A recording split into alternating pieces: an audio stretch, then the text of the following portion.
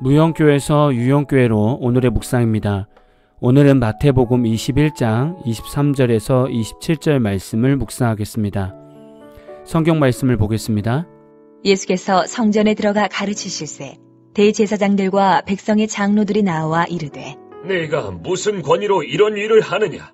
또 누가 이 권위를 주었느냐? 예수께서 대답하시되 나도 한 말을 너희에게 물으리니 너희가 대답하면 나도 무슨 권위로 이런 일을 하는지 이르리라. 요한의 세례가 어디로부터 왔느냐? 하늘로부터냐 사람으로부터냐? 그들이 서로 의논하여 이르되 만일 하늘로부터라 하면 어찌하여 그를 믿지 아니하였느냐 할 것이요 만일 사람으로부터라 하면 모든 사람이 요한을 선지자로 여기니 백성이 무섭다 하여 예수께 대답하여 이르되 우리가 알지 못하노라 하니 예수께서 이르시되 나도 무슨 권위로 이런 일을 하는지 너희에게 이르지 아니하리라. 예수님께서는 성전에 들어가 말씀을 가르치셨습니다. 또한 마태복음에는 다루지 않았지만 이날에 성전 정화 사건도 있었습니다. 예수님은 공인받은 랍비가 아니었습니다. 그럼에도 불구하고 대중들에게 가르치는 사역을 하셨습니다.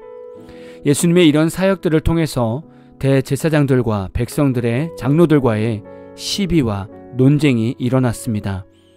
종교 지도자들은 예수님께 이런 질문을 냈습니다. 네가 무슨 권위로 이런 일을 하느냐? 또 누가 이 권위를 주었느냐? 라고 말했습니다. 이 질문은 예수님을 붙잡기 위해 딱 좋은 질문인 것입니다. 예수님께서 명확하게 대답하시지 못한다면 그의 권위는 여지없이 실추되고 권위 없이 이러한 일을 했다는 비난과 정죄를 받게 되는 것이죠. 또한 권세의 출처가 하나님이라고 말한다면 신성 모독이란 또 다른 죄목이 주어질 수 있습니다. 예수님은 이 질문을 받으실 때 예수님도 종교 지도자들에게 질문을 던졌습니다. 요한의 세례가 어디로부터 왔느냐? 하늘로부터냐? 사람으로부터냐? 종교 지도자들은 예수님의 질문을 듣고 머리가 복잡해졌습니다. 만일 하늘로부터라 하면 어찌하여 그를 믿지 아니하였느냐? 그렇게 정죄받을 수 있게 되는 것이고, 만일 사람으로부터라 하면 모든 사람이 요한을 선지자로 여기니 백성이 무섭다라고 생각하는 겁니다. 결국 종교 지도자는 난처함을 피하기 위해 우리가 알지 못하노라 라고 대답을 했습니다. 예수님도 종교 지도자의 대답을 들으시고 나도 무슨 권위로 이런 일을 하는지 너에게 이르지 아니하겠다 라고 말씀하셨습니다. 우리가 오늘 묵상해야 할 주제는 권위입니다. 하나님께서는 예수님이 하늘의 권세를 포기하고 이 땅에 내려오셨을 때 놀라운 계획을 품고 계셨습니다. 그것은 예수님께서 십자가에서 죽으시고 부활하셨을 때 이 땅과 다시 오실 영원한 나라의 권세를 예수님께 주시는 것입니다. 그러므로 예수님께서는 하나님께 모든 권위를 다 받으신 것입니다. 그래서 예수님은 자신의 복음을 전하기 위해 교회를 세우셨습니다. 그리고 예수님의 권위를 교회에 주셨습니다. 왜냐하면 교회는 예수님의 몸이기 때문이죠. 그래서 예수님께서는 교회의 담임 목회자에게 예수님의 권위를 위임해 주셔서 교회를 치리하게 하셨습니다. 그러니까 목회자는 교회의 것이 아닙니다. 또한 교회는 목회자의 것이 아닙니다. 그리고 담임 목회자는 성도들의 것이 아닙니다. 그리고 성도도 목회자의 것이 아닙니다. 우리는 그저 권위를 위임받아서 그 권위에 순종하는 것뿐입니다. 교회에는 권위가 담임 목회자에게 있습니다. 이 권위는 성도에게 말씀을 전하고 세례를 베풀며 성찬을 통해서 예수님을 묵상할 수 있는 권한이 있습니다. 교회 안에는 부목사도 있고 전도사도 있고 각 부서 부장들도 있고 교사나 성가대원들도 있습니다. 이들에게도 다 하나님의 권위가 주어졌습니다.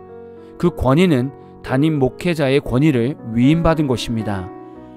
교회 담임자가 모든 부서에서 말씀을 선포하고 양육을 해야 되지만 현실적으로 그렇게 할 수 없기 때문에 각 부서 담당자에게 말씀을 전할 수 있는 권위와 부서를 이끌어갈 수 있는 권한을 위임해 준 것입니다. 우리는 이것을 하나님의 순리라고 표현하기도 합니다. 이 권위의 존재를 인정하고 이 권위 아래에서 신앙생활하는 것은 너무나 중요합니다.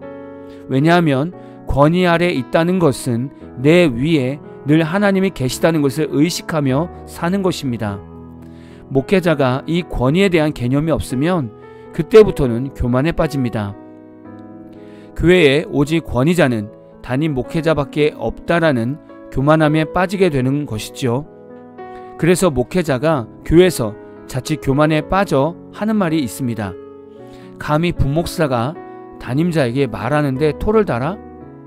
감히 전도사가 담임자가 말하는데 다른 의견을 내? 담임자가 말하면 무조건 순종해야지 어디 말대꾸를 해? 라고 말합니다. 이런 담임 목회자는 하나님의 권위를 모르는 것입니다. 이 권위는 하나님께로부터 온 것인데 마치 자신에게만 주어진 것처럼 말하고 행동하고 있습니다. 이런 모습을 교만이라고 말하는 것입니다. 저도 목회를 하고 있지만 항상 제 의견이 옳은 것은 아니었습니다. 전도사들의 의견이 좋을 때도 있었고 임원들의 의견이 좋을 때도 있었습니다. 다른 이들의 의견을 듣고 담당자가 따라간다고 해서 그 담당자의 권위가 훼손되는 것이 아닙니다.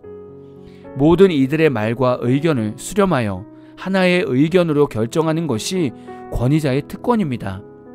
회사나 가정도 마찬가지고요. 내 위에 있는 남편이나 상사는 내 권위자들입니다. 그들의 말에 순종하고 존중하는 것은 당연한 일입니다. 그러나 권위를 가지고 있는 사람들이 그 권위를 잘못 사용하면 하나님은 그 권위자를 낮추십니다.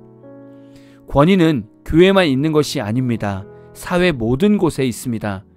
이것은 곧 모든 주권은 다 하나님께 있다는 것을 삶 전체에서 인정하고 경험하는 일들입니다.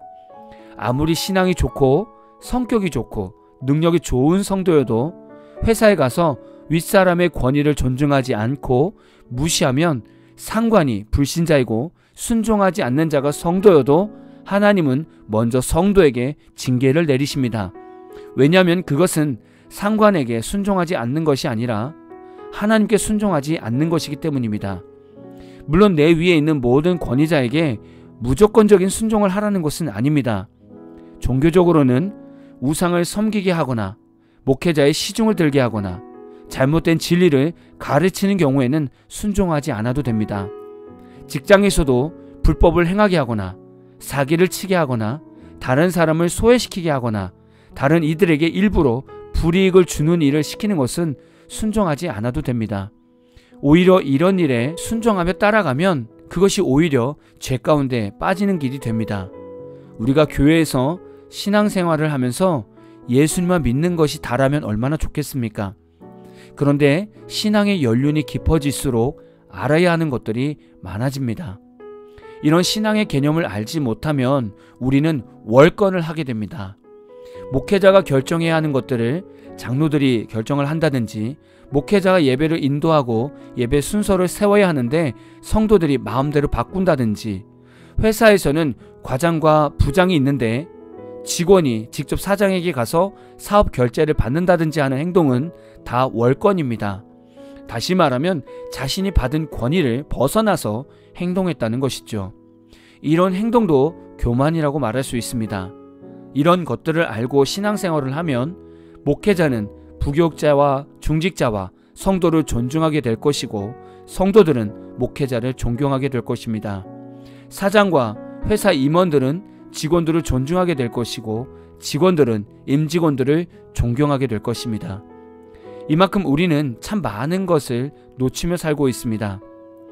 오늘 말씀을 묵상하시면서 내 위에 있는 권위자는 누구인지를 보시고 그동안 내가 얼마나 잘 순종하며 살았는지도 돌아보시는 하루가 되시기를 진심으로 축복합니다. 오늘 마무리 찬양은 아이자야 61의 예수 이름 높이세라는 찬양입니다. 찬양 후에는 잔잔한 연주곡이 있습니다. 말씀을 생각하면서 기도하는 시간을 가져보십시오.